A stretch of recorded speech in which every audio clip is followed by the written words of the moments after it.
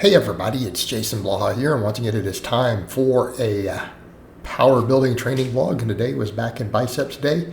So I've decided, because I tend to rotate back and forth between pull-ups and chin-ups, really at this point my back is super on point. I almost feel like even if my back regressed a hair, and I'm not going to let it do that, but if it regressed, it would still probably be my dominant body part. So I'm at a point I don't even really need the wide grip pull-ups. I need to double down on the biceps, and I need every set to maximize my bicep development without overtraining them. So I decided, let's go ahead and do chins.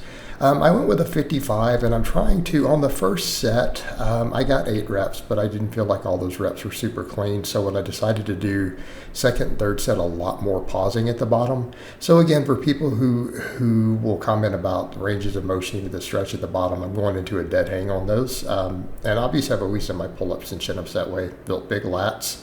Is what it is. But when I started doing them that way, kind of going into those hangs a little more, I can only get 6 reps. I can only get 6 reps with a 55-pound plate, which is okay, but not amazing. So again, I kept the reps a little bit lower today on a lot of the back work. I'm like, let's just really do this. Let's hammer down on a little bit of good solid grip training, having to hold the heavier weights. I might have gone a hair overboard on the dumbbell rows. I struggled to get 8s with this, and grip was becoming an issue. I will make a reel later, though, discussing dumbbell rows. Those tend to do really well. I've noticed that like last week.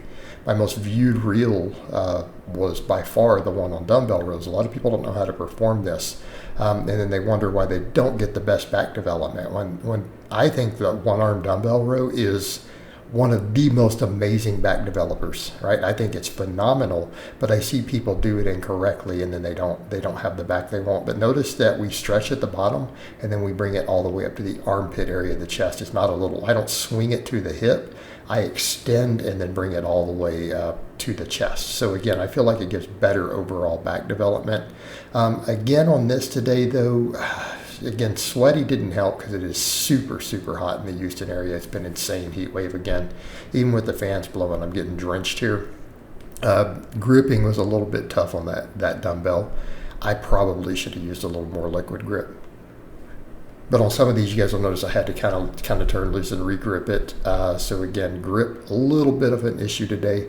But again, I've also been trying to do more grip training through the week. So again, my grip is staying fatigued. All right, it's been fatigued just throughout the week, and it is what it is.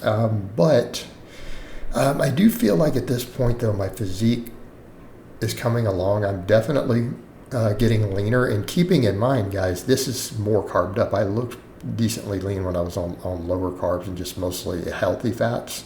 So when I was doing low carb, it wasn't like the red meat keto type. It was actually mostly plant-based. Makes me drop extra water, but now I'm fully carved up, and it's all high fiber carbs, which technically should be bloating me a little. But I'm still starting to look leaner and leaner, which actually tells me if I dropped my carbs down, I would probably look like I dropped 10 pounds of fat within a week. My waist would probably go down 2 or 3 inches, but I'm not worried about that. I'm just going to keep doing this because I feel like it's improving my body composition. I've been happy with my performance. Happy with the change in body composition. So all of that's good. Plus the training recovery has been really, really good on mostly carbohydrates. So my diet's probably, for those curious, probably 70% carbohydrates. And it's almost all super clean carbs, brown rice, beans, sweet potatoes, stuff like that. Tons and tons of all that. I mean, occasionally some of the chickpea pasta and other things. All right, for the curls, I went too heavy. I'm like, let me see if I can get like 8+ reps with the 95. I got 6, and I wasn't super happy with the strictness. And I think it's because the chins really fatigued my biceps a little bit more than they're used to, because normally I do pull-ups first. So I dropped back down to the 75, and yeah, 10s, I was hitting failure on the 11th rep, I think, on both of these. I could not get it out of the bottom. So this really is probably an appropriate weight for me to be using for now. Again, bicep vein popping out there, though.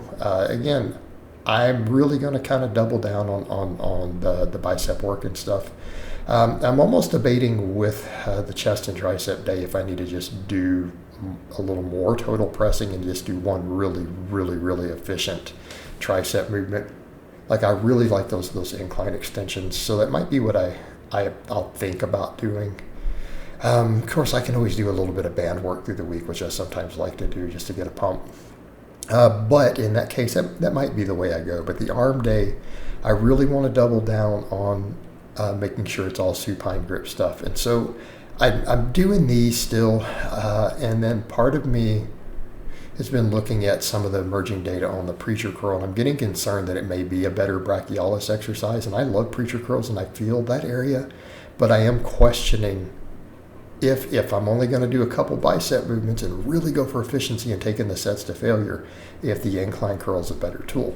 And I've discussed some of that data, but I also saw like Minnow link some data on that, showing some other stuff showing that it may actually be the brachialis because of the nature of some of that other testing. Again, the testing is not always good in exercise science. And I've always thought incline curls were great, and I thought it was puzzling that we had at least a couple studies that showed more upper bicep growth from the incline and more lower from the preacher. But if it's because it is training the brachialis more, then that's what they're picking up with the sensors. That would make sense because I've always felt like the incline curl, just biomechanically and historically, guys always got a lot of guys who had amazing biceps in the pre-gear era loved the incline curl. So I don't want to abandon it, and I had been doing a little bit of just doing the preachers, but I'm like, let's just bring the incline curl back in. Let's see how it does for a little while. If we focus on chins, the big straight bar curls, because I think that a strict barbell curl, I think, is a phenomenal exercise. Like I almost would put it in a mandatory exercise. Like I talked about, novices should probably be doing it. So I want to leave it in as a staple and then use the incline curl as a finisher for a bit. And let's see, I want to see if I just feel like I get better overall bicep activation, see if my biceps improve more from doing it. And I'm like, and if I want to make sure the forearms and brachialis get hit, let me just do some hammer curls. So I did my 3 sets of this to failure, and yeah, totally lights my biceps up. And man, my biceps were on fire from doing these, because I did the heavy chins and then I did strict barbell curls to failure. Pretty much all that was to failure too. To come in and then do these to sets to failure, even the 10-11 rep range, my biceps were just lit. They were lit. And instead of doing ab work today, because I realized I might not be able to hang from the bar after some of this grip stuff, I'll try to do a couple sets tomorrow on leg day. I went ahead and just did a set of hammer curls to failure. I'm like, so let's go ahead and make sure we just finish off that forearm area. So let's just do a set of hammer curls until we reach failure with the same dumbbells.